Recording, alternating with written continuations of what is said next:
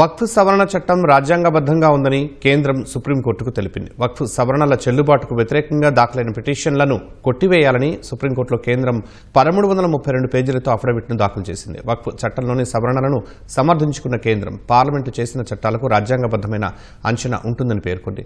ఆ సవరణలు మత స్వేచ్ఛకు సంబంధించిన ప్రాథమిక హక్కులను హరిస్తాయనటం అర్ధరహితమని తెలిపింది.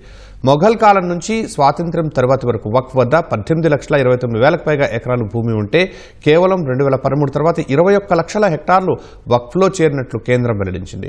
పాత వక్ఫ్ చట్టంలోని నిబంధనలు దుర్వినియోగమై ప్రైవేటు ప్రభుత్వ ఆస్తులు ఆక్రమణకు గురయ్యాయని కేంద్ర మైనార్టీ వ్యవహారాల శాఖ తెలిపింది. అందుకే పార్లమెంటరీ ప్యానెల్ సమగ్రంగా లోతైన అధ్యయనం చేశాకే కొత్త సవరణలు తీసుకొచ్చినట్లు తెలిపింది. వక్ఫ్ వంటి బోర్డులు వాటిపై ఉంచిన నమ్మకాన్ని నిలబెట్టుకునేలా జవాబుదారీతనం ఉండేలా పార్లమెంటు సవరణలను తీసుకువచ్చిందని పేర్కొంది.